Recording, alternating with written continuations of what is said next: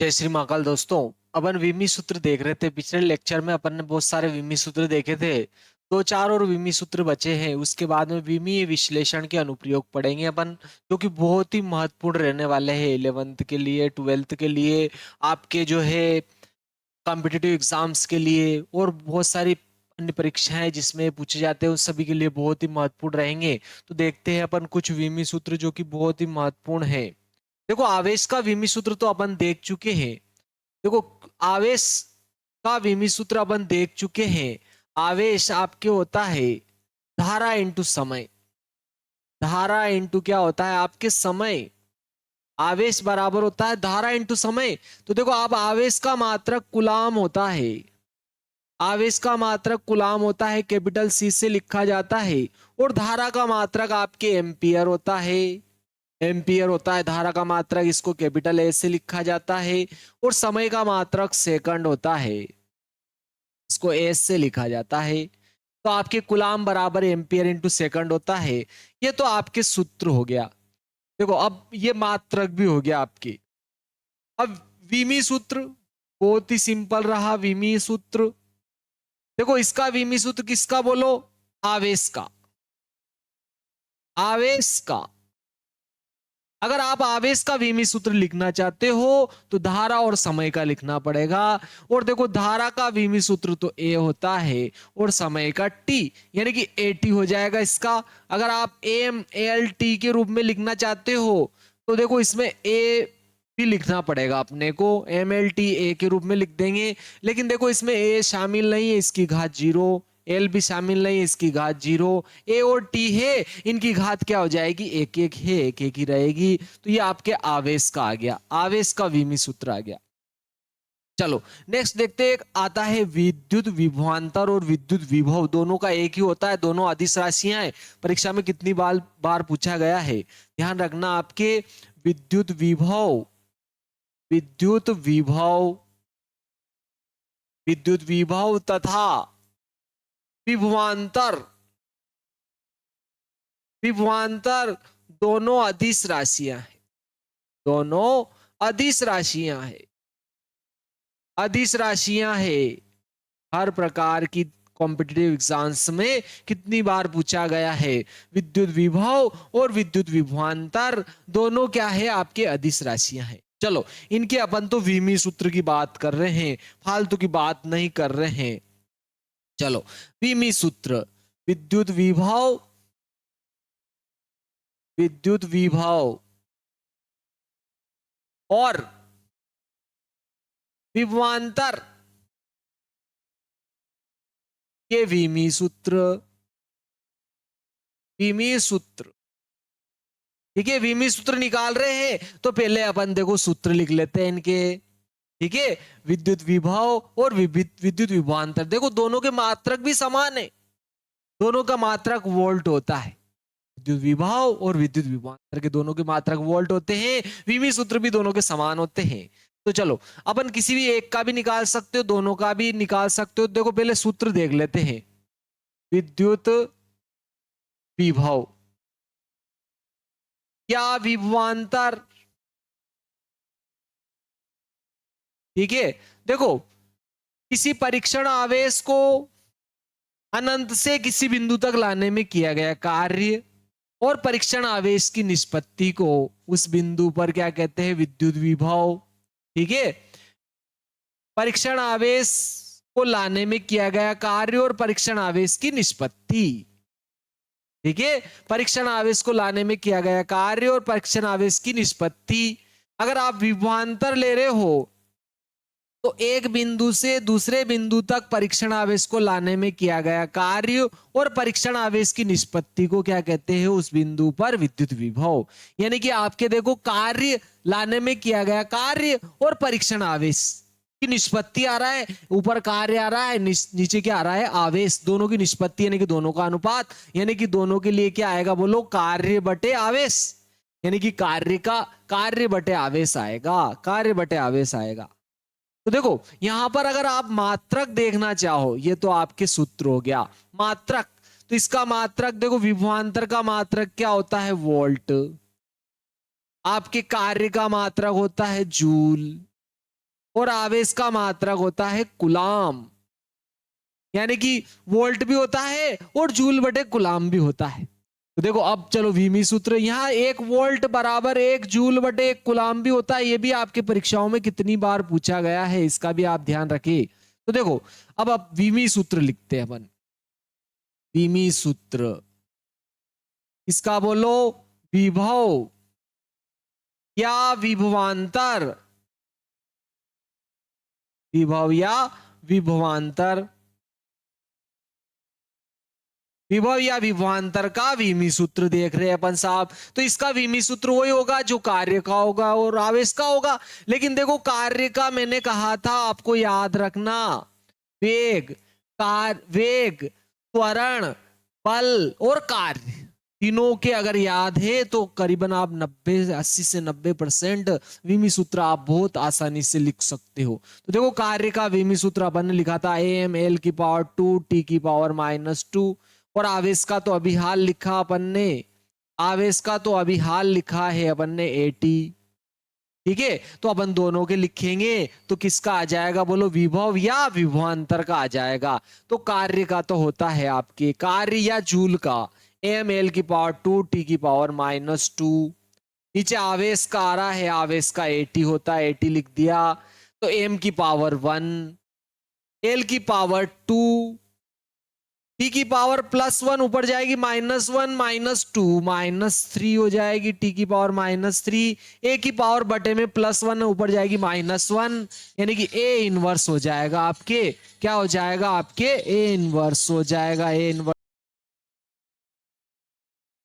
A⁻−1। ये इसका विमी सूत्र हो जाएगा आपके, विद्युत विभव या विभवांतर का विमी सूत्र हो जाएगा। बहुत ही सरल था, वेरी वेरी IMP है, आपको इसको स्पेशल याद रखना है 12th के लिए, तो बहुत ही IMP है क्योंकि आपके विद्युत विभव और विभवांतर दोनों के पार्ट है, जो कि मैं पढ़ा भी चुका हूं। अगर आपने नहीं देखा है तो वीडियो जरूर देखें। चलो नेक्स्ट देखते हैं, विभवांतर का आ गया।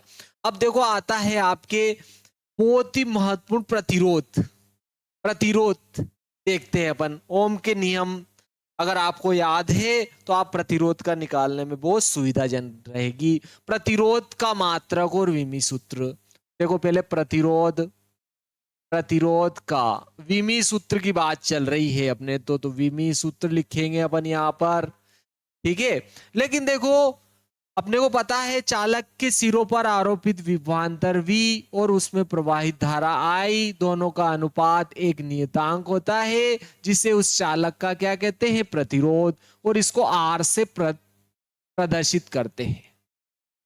तो प्रतिरोध बराबर क्या हो गया आपके, विभवांतर या विभव बटे धारा। मतलब इसका मात्रक, प्रतिरोध का मात्रक तो ओम होता है। अगर आप मात्रक लिखना चाहो तो ये तो इसका सूत्र हो गया, देखो प्रतिरोध बराबर विभवांतर बटे धारा।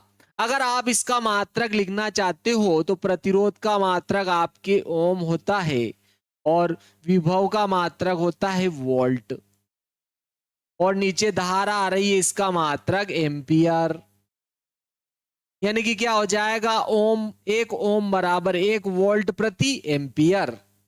चलो ये सूत्र हो गया इसका। चलो विमी सूत्र निकालते हैं। विमी सूत्र बहुत ही सिंपल है, ठीक है। प्रतिरोध, प्रतिरोध का विमी सूत्र, विमी सूत्र देखो अपन विभव का या वोल्ट का निकाल चुके हैं, अभी हाल निकाला है अपन ने। अगर आप इसको याद रखते हो तो ये बहुत ही सरल हो जाएगा।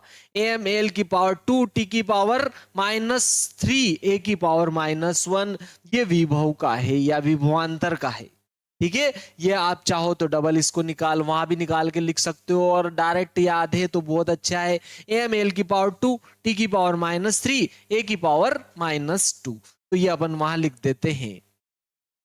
तो वोल्ट का तो AM⁻², T⁻−3, A⁻−1, और एम्पियर का भी क्या होता है बोलो, A।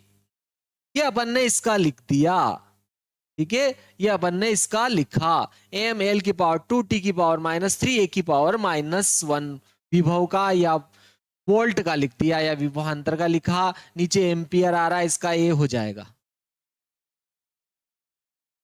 एम की घात 1, एम की घात 1 हो जाएगी, एल की घात 2 है, एल की घात 2, टी की घात -3, ए की घात +1 ऊपर जाएगी, -1 -1 -2 हो जाएगी, ए की घात हो जाएगी आपके -2।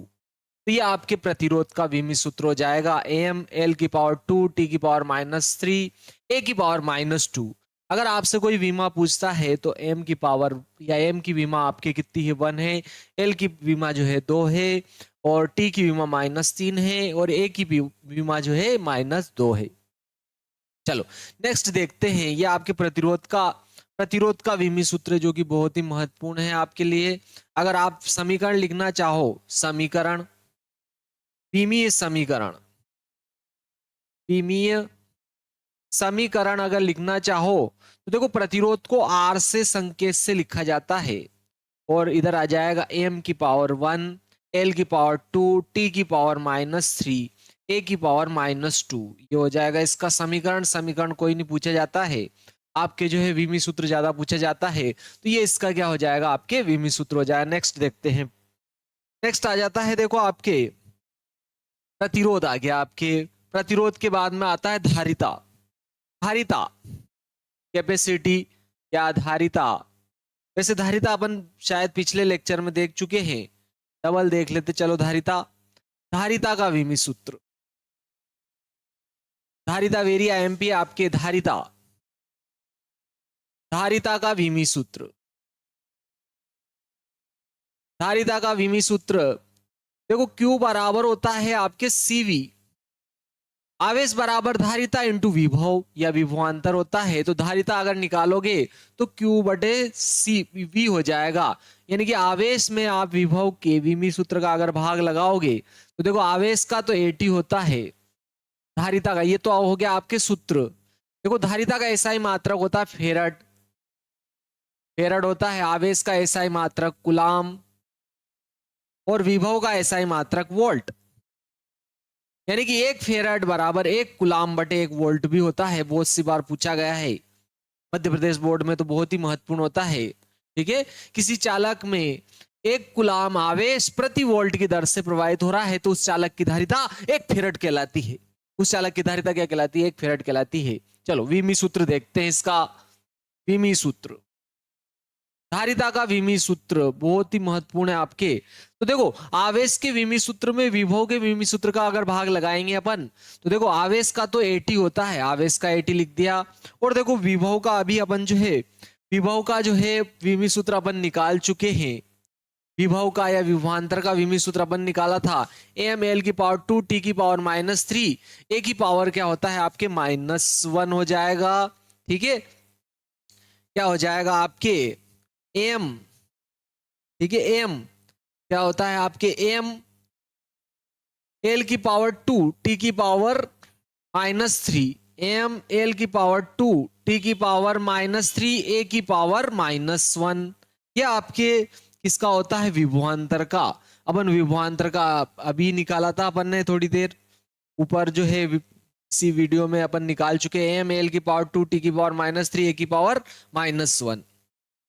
तो देखो ए की पावर +1 ऊपर जाएगी -1 हो जाएगी, एम की पावर -1 हो जाएगी, एल की पावर +2 ऊपर जाएगी -2 हो जाएगी, एल की पावर -2, टी की पावर -3 ऊपर जाएगी +3 और +1 +4, आपकी टी की पावर हो जाएगी +4 हो जाएगी, +4, ए की पावर -1 ऊपर जाएगी +1 और +1 +2 हो जाएगी, ए की पावर हो जाएगी आपके +2।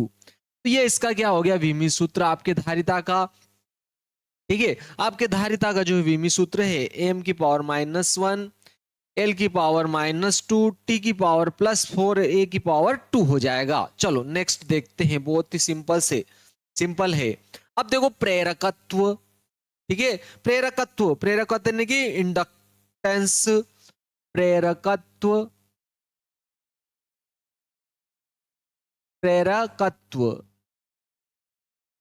का विमी सूत्र, प्रेरकत्व का विमी सूत्र निकालते हैं। लेकिन देखो आपके प्रेरकत्व जो होता है वो क्या होता है, विभवांतर बटे धारा परिवर्तन की दर। प्रेरकत्व जो है प्रेरकत्व एल से लिखते हैं इसको, क्या होता है ये आपके विभवांतर,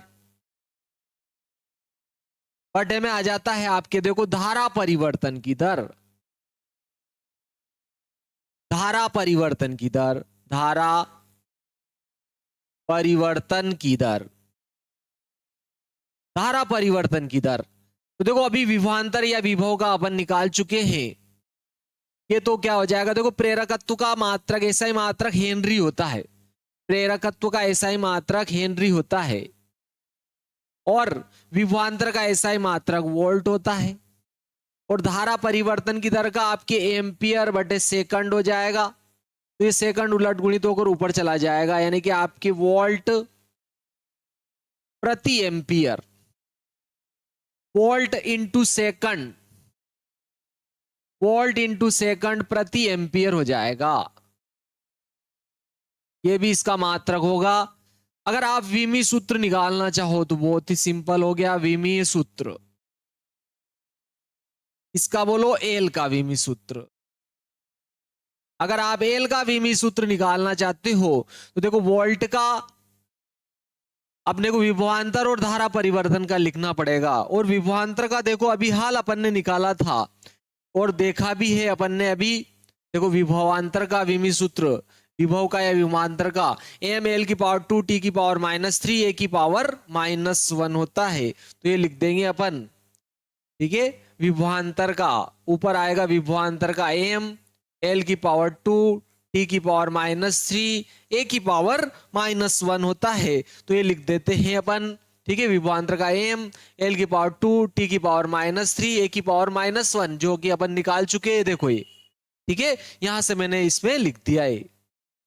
और नीचे आता है देखो धारा परिवर्तन की दर समय के सापेक्ष होता है, यानी कि एम्पियर बटे सेकंड, यानी कि ए बटे टी हो जाएगा इसका, ए बटे टी, टी उलट गुणित होकर ऊपर चला जाएगा, एम की पावर 1 एल की पावर 2 एल की पावर 2 टी की पावर -3, लेकिन ये प्लस देखो उलट गुणित होगा तो टी ऊपर आएगा, इसमें जुड़ेगा, लेकिन -3 में +1 जुड़ेगा तो -2 हो जाएगा, टी की पावर -2 ए की पावर देखो +1 ऊपर जाएगी -1 -2 हो जाएगी ए की पावर -2। तो ये इसका विमित सूत्र हो जाएगा आपके। प्रेरकत्व का विमित सूत्र बहुत ही सिंपल सा आया आपके, एम एल की पावर 2 टी की पावर -2 ए की पावर -2 हो जाएगा, बहुत ही सिंपल था। चलो नेक्स्ट देखते हैं, नेक्स्ट देखते हैं द्विध्रुव आघूर्ण भी आ जाता है। देखो आपके द्विध्रुव आघूर्ण, द्विध्रुव आघूर्ण, द्विध्रुव आघूर्ण, देखो द्विध्रुव आघूर्ण P होता है कोई भी एक आवेश इंटू दोनों आवेशों के बीच की दूरी। द्विध्रुव आघूर्ण, विद्युत द्विध्रुव आघूर्ण जो होता है आवेश और कोई भी एक आवेश का परिमाण और दोनों आवेशों के बीच की दूरी के गुणनफल को द्विध्रुव आघूर्ण कहते हैं। तो ये द्विध्रुव आघूर्ण, ये और इसका मात्रक देखो आवेश का ऐसा ही मात्रक कुलाम है, दूरी का मात्रक मीटर है, तो द्विध्रुव आघूर्ण का मात्रक कुलाम इंटू मीटर हो जाएगा आपके मात्रक।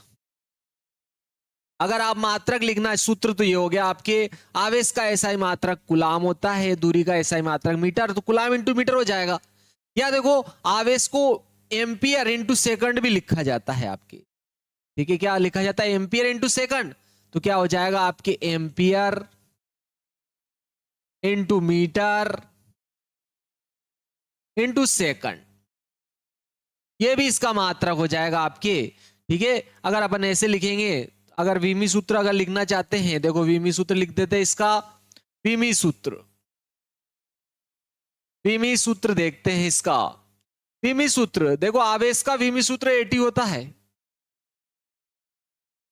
और दूरी का एल होता है, यानी कि क्या हो जाएगा आपके ATL अटल, चलो अटल हो जाएगा ATL।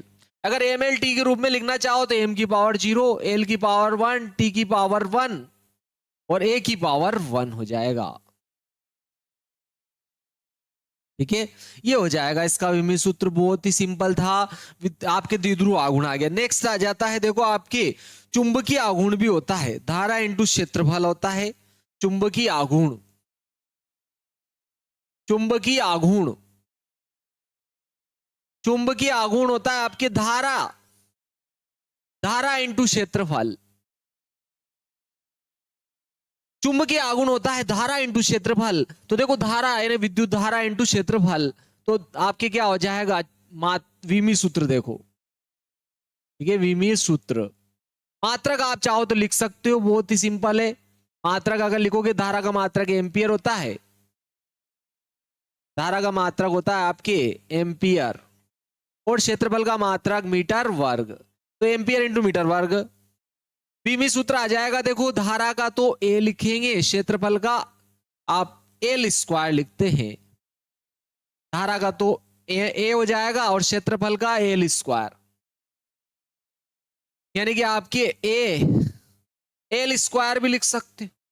आप चाहो तो L into L square into A भी लिख सकते हो। अगर एम एल टी के रूप में लिखना चाहो तो एम की पावर 0, एल की पावर 2, टी की पावर 0, ए की पावर 1, ये भी अपन लिख सकते हैं।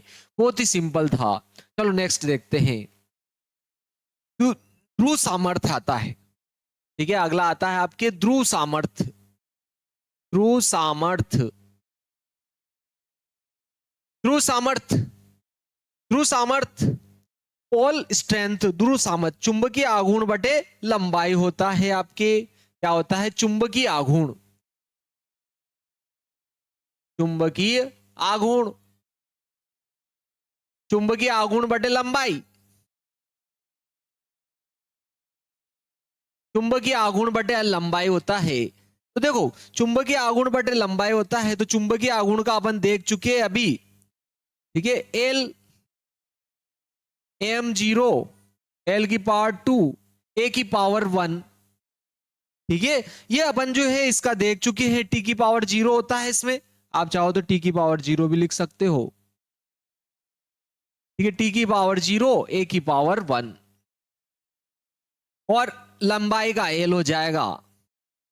देखो यहाँ एक एल से एक एल कट जाएगा, एम की पावर 0, एल की पावर 1, टी की पावर 0, ए की पावर 1, यह आपके ध्रुव सामर्थ्य का आ जाएगा। आपके ध्रुव सामर्थ्य का क्या हो जाएगा? विमी सूत्र।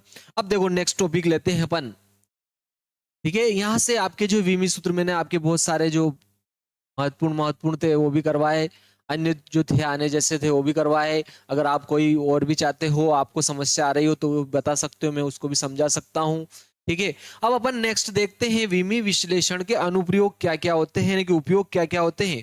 विमी विश्लेषण के अनुप्रयोग, विमी विश्लेषण के अनुप्रयोग या उपयोग, विमीय विश्लेषण, विमी विश्लेषण के अनुप्रयोग, विमी विश्लेषण के अनुप्रयोग, एप्लीकेशंस ऑफ डायमेंशन एनालिसिस या यूज ऑफ डायमेंशन एनालिसिस। तो सबसे पहला आता है किसी भौतिक राशि का मात्रक ज्ञात करना, किसी भौतिक राशि का, भौतिक राशि का,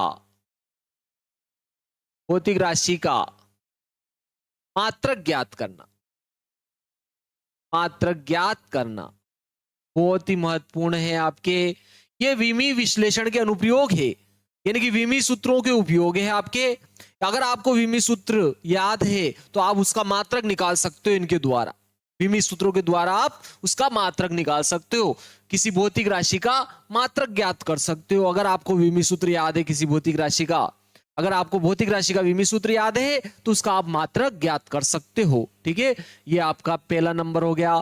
दूसरा नंबर आ जाता है, देखो आपके मात्रकों को एक पद्धति से दूसरी पद्धति में बदलना, मात्रकों को एक पद्धति से, एक पद्धति से दूसरी पद्धति में बदलना, एक पद्धति से दूसरी पद्धति में बदलना।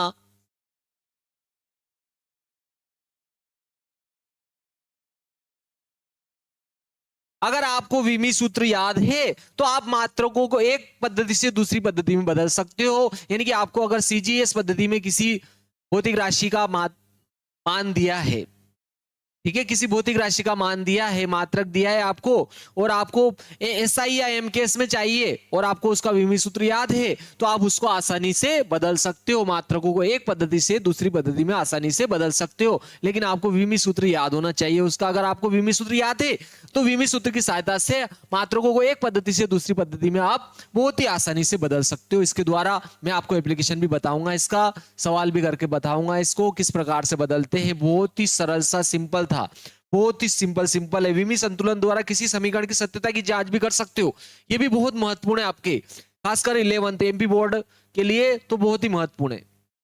विमी विश्लेषण के द्वारा किसी विमी समीकरण की सत्यता की जांच करना, यानी कि वो विमी समीकरण सही है कि नहीं है।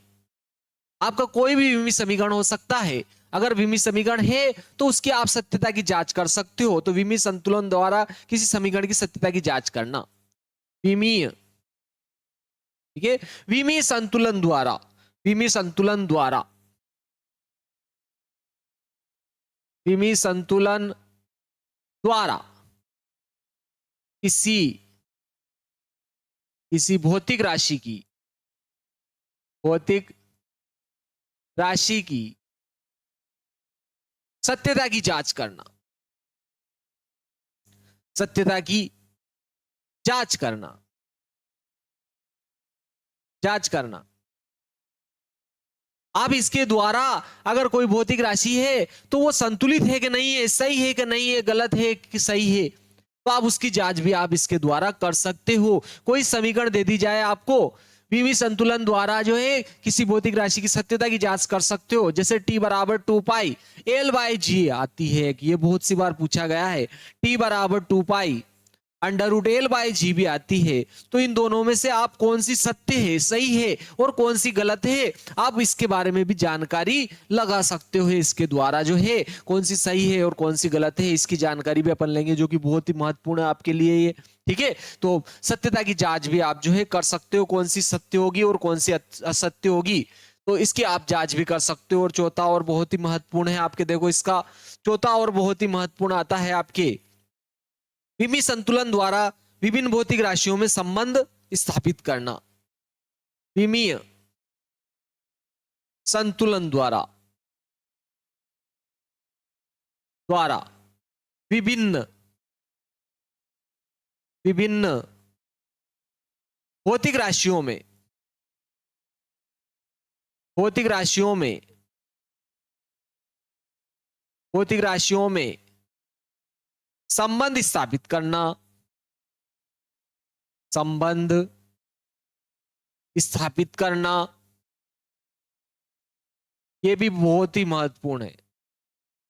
आप जो है इसके द्वारा भौतिक राशियों में संबंध भी स्थापित कर सकते हो। जैसे v बराबर ई बटे डी होता है अंडर रूट, ठीक है, और t बराबर होता है आपके 2 pi under root L by G. सरल लोलक का आवर्तकाल t, उसकी लंबाई l, गुरुत्वीय त्वरण g में संबंध स्थापित कर सकते हो। ठीक है, आयतन, प्रत्यास्थता गुणांक E और D, घनत्व, माध्यम के घनत्व, इनमें भी आप संबंध इसके द्वारा स्थापित कर सकते हो। और भी बहुत सारी समीकरण हैं, उनके द्वारा जो है आप संबंध विभिन्न भौतिक राशियों में आप जो है संबंध स्थापित कर सकते हो। इस संबंध को स्थापित किया जा सकता है, तो ये भी आपके लिए जो बहुत ही महत्वपूर्ण है। ठीक है, विमी संतुलन द्वारा विभिन्न भौतिक राशियों में संबंध स्थापित किया जा सकता है। इसके द्वारा जो है आप विभिन्न भौतिक राशियों में संबंध जो है वो भी आप स्थापित कर सकते हो। जैसे कि अपन चलो ले लेते हैं, ठीक है, अब यहां से अपन जो है सारे एक एक करके सभी देखेंगे, बहुत ही महत्वपूर्ण प्रश्न भी आएंगे आपके। चलो देखते हैं एक एक करके जो है इन सभी को जो है अपन जो है समझते हैं, जो कि बहुत ही महत्वपूर्ण है आपके। सबसे सर्वप्रथम आता है पहला, ठीक है, सरल लोलक के आवर्तकाल।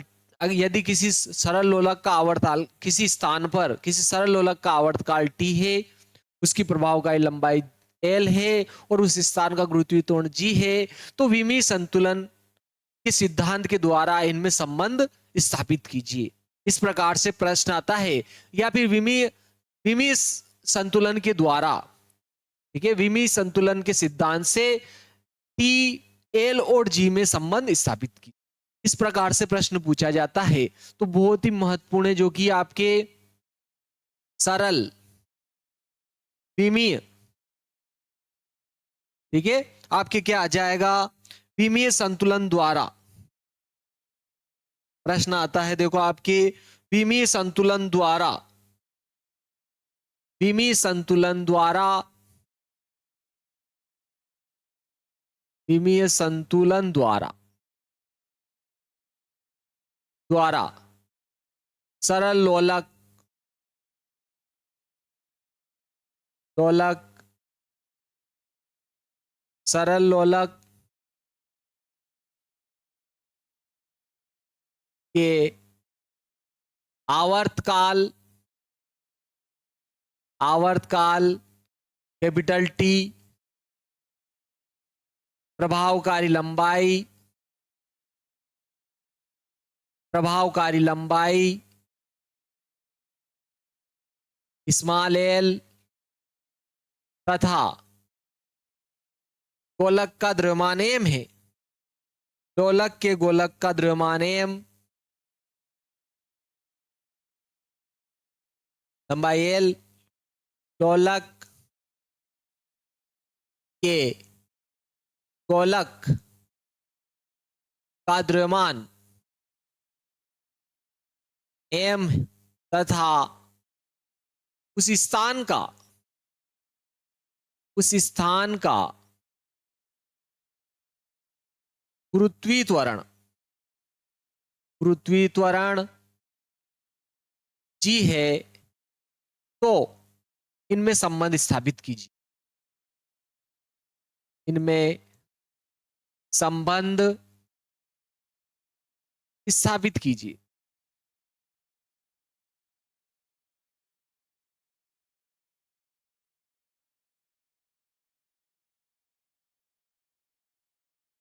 इनमें संबंध जो है स्थापित करना बहुत ही महत्वपूर्ण है 11th की क्लास, 11th की दृष्टि से, तो ये आपके लिए जो है बहुत ही महत्वपूर्ण होता है।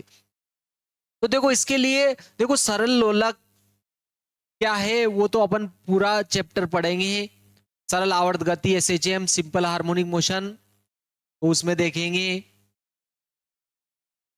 देखो जब भारी से भारी किंतु बिंदु सदृश पिंड को, भारी से भारी किंतु बिंदु सदृश पिंड को एक पूर्णतः लचकदार तथा लंबाई में न बढ़ने वाली डोरी से किसी दृढ़ आधार से बांधकर लटकाया जाता है, तो इसको क्या कहते हैं, सरल लोलक। और ये इसका क्या हो जाएगा, गोलक। और ये गोलक हो गया, बिंदु सदृश होना चाहिए, छोटा सा छोटा होना चाहिए, बिंदु सदृश होना चाहिए, इसका द्रव्यमान क्या है, एम। ये जहां पर रखा है, जहां पर लटका रखा है, उस स्थान का गुरुत्वीय त्वरण क्या है आपके, जी है, उस स्थान का गुरुत्वीय त्वरण क्या है, जी है। लोलक की प्रभावकारी लंबाई, जिस दृढ़ आधार से इसको लटका रखा है उससे इस गोलक तक की जो दूरी होती है, इसको क्या कहते हैं, सरल लोलक की प्रभावकारी लंबाई एल है, ठीक है। और इसका आवर्त काल, इसका आवर्त काल क्या है, कैपिटल टी, यानी कि इसके द्वारा एक पूर्ण पूर्ण चक्कर में जो समय लिया जाता है उसे क्या कहेंगे अपन, आवर्त काल।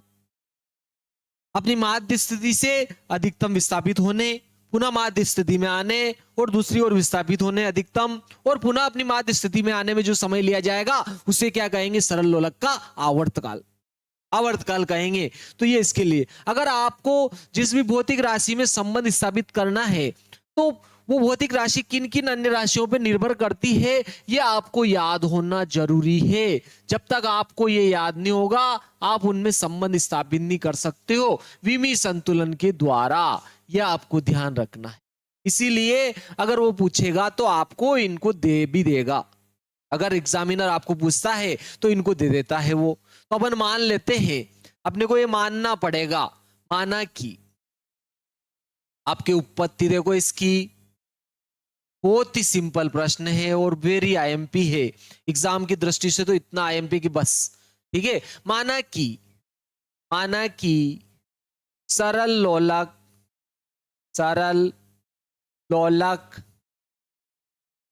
का आवर्तकाल, आवर्तकाल कैपिटल टी, प्रभावकारी लंबाई एल, कैपिटल टी, प्रभावकारी,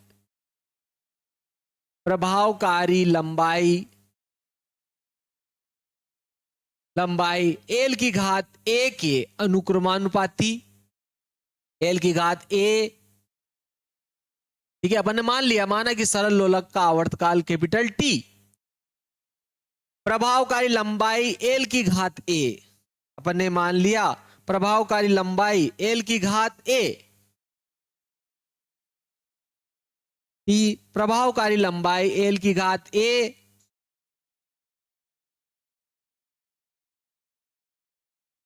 एल की घात ए, द्रव्यमान की घात बी, द्रव्यमान गोलक के द्रव्यमान, द्रव्यमान एम की घात बी तथा गुरुत्वीय त्वरण जी की पावर सी के अनुक्रमानुपाती होता है, तथा गुरुत्वीय त्वरण जी की पावर सी के अनुक्रमानुपाती होता है, अनुक्रमानुपाती होता है।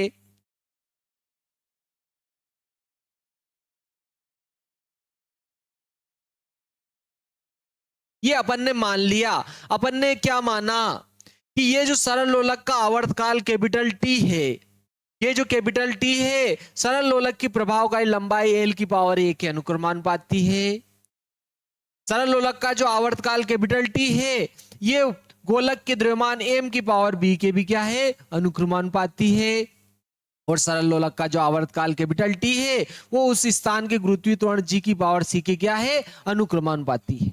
अर्थात टी जो है सभी के क्या है, अनुक्रमानुपाती है, अनुक्रमानुपाती है। अर्थात क्या हो जाएगा बोलो, टी जो है अनुक्रमानुपाती है एल की पावर ए, एम की पावर बी और जी की पावर सी के क्या है, अनुक्रमानुपाती है।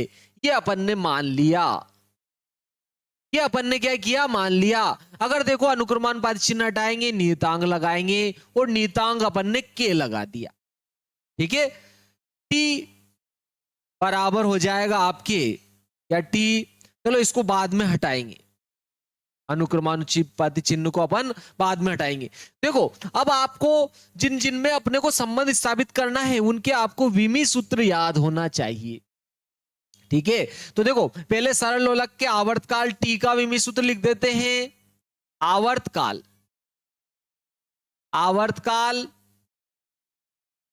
कैपिटल टी का विमी सूत्र,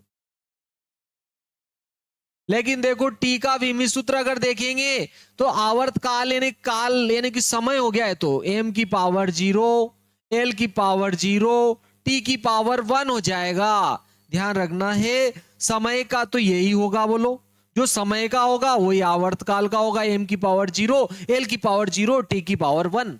ये इसका आगे सरल लोलक के आवर्तकाल टी का विमी सूत्र हो गया। फिर लंबाई एल का विमी सूत्र, सरल लोलक की लंबाई या प्रभावकारी लंबाई एल का विमी सूत्र, इसका भी वही होगा जो लंबाई का होगा, और लंबाई का तो ओनली एल होता है, चाहो तो आप एल भी लिख सकते हो, या एम की पावर 0, एल की पावर 1, टी की पावर 0 हो जाए, कोई भी लिखा जा सकता है। फिर आता है देखो गुरुत्वीय त्वरण जी का विमी सूत्र। नेक्स्ट आता है आपके गुरुत्वीय त्वरण स्मॉल जी का विमी सूत्र। देखो है तो त्वरण है, आपके गुरुत्वीय त्वरण आ गया, बस जो इसका विमी सूत्र वही होगा जो त्वरण का होता है, और त्वरण का होता है एल टी की पावर -2।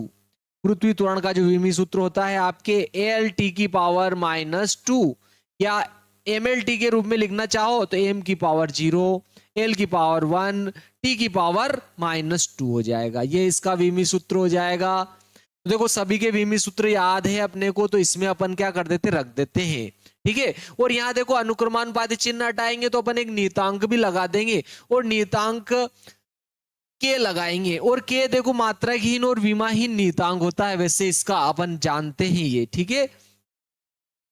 दोनों पक्षों की अपन तुलना करके एंड में भी लिख सकते हैं इसको, कोई जरूरी नहीं है कि आप इसमें लिखो, यही इसमें लिखना कोई जो है जरूरी नहीं है। ठीक है, तो चलो यहां अनुक्रमानुपाती चिन्ह हटाएंगे तो नियतांक लगा देंगे। तो टी बराबर क्या आएगा आपके, देखो के इंटू एल की पावर ए, बी की पावर सी और जी की पावर बी की, सॉरी, एल की पावर ए, एम की पावर बी और जी की पावर सी, जहां जहां के अनुक्रमानुपाती अनुक्रमानुपाती नियतांक है, नियतांक है। ठीक है, यहां पर देखो आपके जो है ये के क्या है, अनुक्रमानुपाती नियतांक है, जो कि एक विमाहीन संख्या है। ठीक है, यह विमाहीन है, विमाहीन है। ठीक है, यह क्या होता है बोलो, विमाहीन है, इसकी कोई विमा नहीं होती है, विमी सूत्र नहीं होता है, ये विमाहीन है।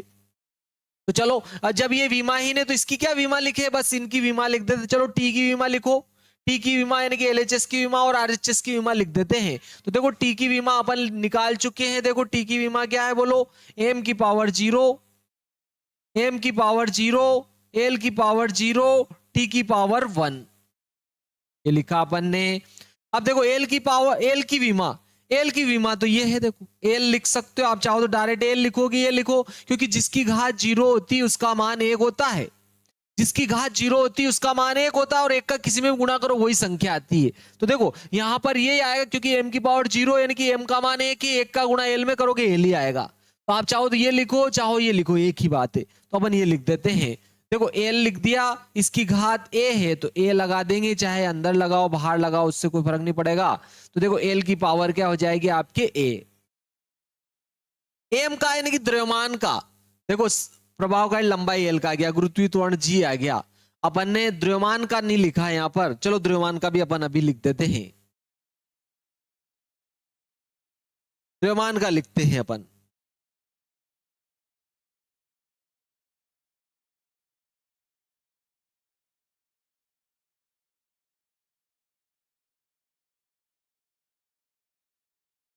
द्रव्यमान एम का विमी सूत्र, और देखो द्रव्यमान है और द्रव्यमान का भी क्या होगा एम, या एम एल टी के रूप में लिखना चाहो तो एम की पावर 1, एल की पावर 0, टी की पावर 0 हो जाएगा, ये आ जाएगा आपके द्रव्यमान का भी आ जाएगा। चलो इसको अपन नेक्स्ट पेज में ले लेते हैं, यहाँ अपन वैसे भी जगह अपने जो है कम रहेगी। चलो देखो टी बराबर, देखो टी क्या है आपके, सॉरी के क्या है बोलो, क्या अनुक्रमानुपाती नियतांक है, और यहां विमाहीन है, यह क्या है बोलो, विमाहीन है, यह विमाहीन है, मात्रकहीन और विमाहीन नियतांक है। ठीक है, यह मात्रकहीन और विमाहीन नियतांक है। चलो तो अब अपने को टीके और इनके ही लिखना पड़ेगा। ठीक है, चलो इनके लिख देते हैं नेक्स्ट पेज से।